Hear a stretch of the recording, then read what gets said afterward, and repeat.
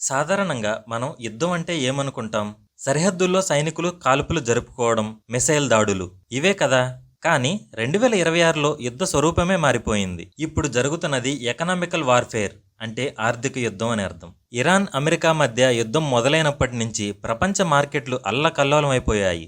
ఈ యుద్ధం సెగ వంటింటి గడప దాటి మన బ్యాంక్ బ్యాలెన్స్ వరకు వచ్చేస్తుంది. అందుకే ప్రధాని మోదీ గారు మొన్న జాతిని ఉద్దేశించి మాట్లాడుతూ 7 కీలక విజ్ఞప్తులు చేశారు. చాలామంది వీటిని కేవలం సలహాలు అనుకుంటున్నారు. కానీ వీటి వెనకున్న జియో పాలిటిక్స్ తెలిస్తే మీరు షాక్ అవుతారు. అసలు మోదీ గారు బంగారం ఎందుకు కొనొద్దన్నారు?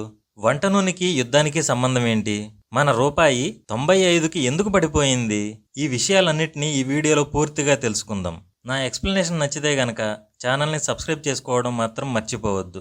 ముందుగా ఈ మ్యాప్ని చూడండి. పశ్చిమాసియాలో స్ట్రైట్ ఆఫ్ హర్మోస్ అనే ఒక చిన్న సముద్ర మార్గం ఉంది. ప్రపంచవ్యాప్తంగా రవాణా అయ్యే ఆయిల్లో 30% ఇక్కడి నుంచే వెళ్ళాలి. ఇప్పుడు యుద్ధం వలన ఇరాన్ ఈ మార్గాన్ని బ్లాక్ చేసే ప్రమాదం ఉంది. ఆయిల్ సరఫరా ఆగిపోతే డిమాండ్ పెరిగిపోయి ధరలు పెరుగుతాయి.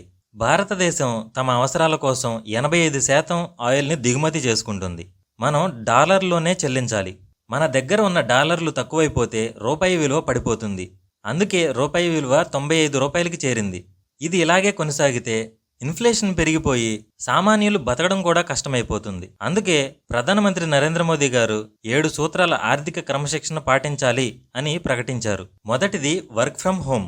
ఐటీ వాళ్ళకే కదా ఇది సాధ్యం అని మీరు అడగవచ్చు. కానీ మోదీ గారు ఏమన్నారంటే సాధ్యమైన ప్రతి చోట ఇంటి నుంచే పని చేయండి అని చెప్పారు. ఆయన ఇలా అనడానికి కారణం ఏంటో తెలుసా?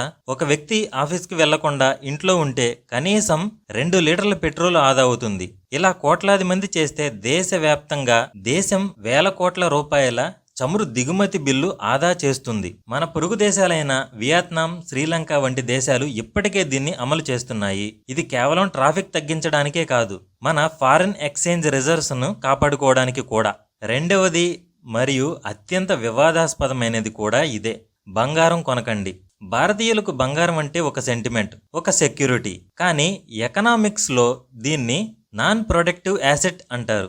అంటే మీరు బంగారం కొని లాకర్లో పెడితే అది దేశ అభివృద్ధికి ఉపయోగపడదు. పైగా మనం ప్రపంచంలోనే 2వ అతిపెద్ద గోల్డ్ ఇంపోర్టర్. మనం బంగారం కొనడానికి పంపే ప్రతి రూపాయి డాలర్గా మారి విదేశాలకు వెళ్ళిపోతుంది.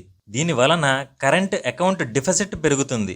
మోదీ గారి విజ్ఞప్తి ఏంటంటే ఈ ఒక్క ఏడాది బంగారం కొనడం ఆపేసి ఆ డబ్బును విదేశీ ఇన్వెస్ట్మెంట్లో పెట్టండి. తద్వారా రూపాయి బలపడుతుంది.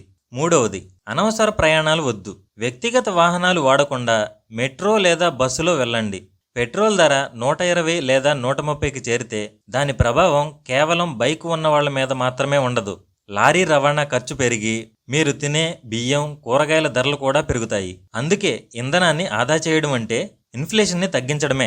నాలుగవది, వంట నూనె వినియోగం తగ్గించడం. మనం వాడే పామాయిల్ మలేషియా నుంచి, సన్ఫ్లవర్ ఆయిల్ ఉక్రెయిన్ మరియు రష్యా నుంచి వస్తాయి. యుద్ధం వలన సముద్ర మార్గాల్లో ఇన్సూరెన్స్ రేట్లు పెరిగి నూనె ధరలు కూడా పెరిగాయి. మనం దిగుమతి చేసుకునే నూనెలు తగ్గించి మన దేశంలో పండే వేరుశెనగ లేదా నువ్వుల నూనెలు వాడితే మన రైతులకి లాభం. దేశానికి కూడా డాలర్లు ఆదా అవుతాయి. తక్కువ నూనె, ఎక్కువ ఆరోగ్యం, బలమైన రూపాయి. ఇది అసలు మ్యాటర్. ఐదవది, మన రైతులకు ప్రకృతి వ్యవసాయం చేయమని చెప్పారు. యూరియా తయారీకి న్యాచురల్ గ్యాస్ కావాలి. అది మనం గల్ఫ్ దేశాల నుంచి తెచ్చుకుంటాం. యుద్ధం వలన గ్యాస్ ధరలు పెరిగితే ఎరువుల ధరలు కూడా పెరుగుతాయి. అప్పుడు ప్రభుత్వం 1,00,000 కోట్ల సబ్సిడీ ఇవ్వాలి. ఈ భారం తగ్గాలంటే మన రైతులు రసాయన ఎరువులు మానేసి సహజ సిద్ధమైన ఎరువుల వైపు వెళ్ళాలి. ఇది మన నేలకి మంచిది, దేశ బడ్జెట్కి కూడా మంచిది. ఆరవది, విదేశీ బ్రాండ్ షూలు, బట్టలు, ఫోన్లు కొనే ముందు ఒక నిమిషం ఆలోచించండి. అలా మనం ఖర్చు పెట్టే ప్రతి రూపాయి కూడా విదేశీ అకౌంట్లోకే వెళ్తాయి. అదే మన ఊరిలో తయారైన వస్తువులు కొంటే ఆ డబ్బు మన దేశంలోనే ఉంటుంది. యుద్ధం లాంటి విపత్కర పరిస్థితుల్లో ఏ దేశం కూడా మనకు సహాయం చేయదు. మనల్ని మనం కాపాడుకోవాలంటే మన పరిశ్రమలు బలంగా ఉండాలి. ఏడవది, విదేశీ ప్రయాణాలను వాయిదా వేయండి. ముఖ్యంగా ఈ మధ్య పెళ్లిళ్ళు విదేశాల్లో చేసుకోవడం ఒక ఫ్యాషన్ అయిపోయింది. వేల కోట్ల రూపాయలు విదేశీ హోటళ్లకు, విమాన సంస్థలకు ఇస్తున్నారు. మోదీ గారి విజ్ఞప్తి ఏంటంటే భారత్లోనే పెళ్లిళ్ళు చేసుకోండి, భారత్లోనే పర్యటించండి. మన దేశంలో లేని అందమైన ప్రదేశాలు ఏమున్నాయి చెప్పండి. లక్షద్వీప్ ఉంది, అండమాన్ ఉంది, కాశ్మీర్ ఉంది. మన సొమ్ము మన దేశ పర్యాటక రంగానికి ఊపిరిపోయాలి. ఇవే ఆ 7 విజ్ఞప్తులు. చాలామంది అడుగుతున్నారు, మోదీ గారు ఇవన్నీ ప్రజల్ని ఎందుకు అడుగుతున్నారు, ప్రభుత్వం ఏం చేస్తుంది అని. చూడండి, ప్రభుత్వం తన వంతుగా స్ట్రాటజిక్ ఆయిల్ రిజర్వ్స్ని వాడుతుంది, డిప్లొమాటిక్గా ప్రయత్నిస్తుంది. కానీ 140 కోట్ల జనాభా ఉన్న ఈ దేశంలో ప్రజల సహకారం లేనిదే ఏ యుద్ధం గెలవలేం. ఒకప్పుడు లాల్ బహదూర్ శాస్త్రి గారు ఉపవాసం ఉండండి అన్నప్పుడు దేశం ఎలా స్పందించిందో, ఇప్పుడు ఈ ఆర్థిక యుద్ధంలో కూడా మనం అలాగే స్పందించాల్సిన అవసరం ఉంది. మీకేమనిపిస్తుంది? ఈ 7 సూత్రాలు పాటించగలిగేవేనా? కింద కామెంట్ సెక్షన్లో తెలియజేయండి.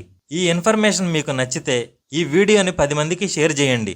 ఎందుకంటే అవగాహనే మన ఆర్థిక ఆయుధం. వీడియో నచ్చితే లైక్ చేయండి, ఛానల్ని సబ్స్క్రైబ్ చేసుకోండి. Thank you. జై హింద్.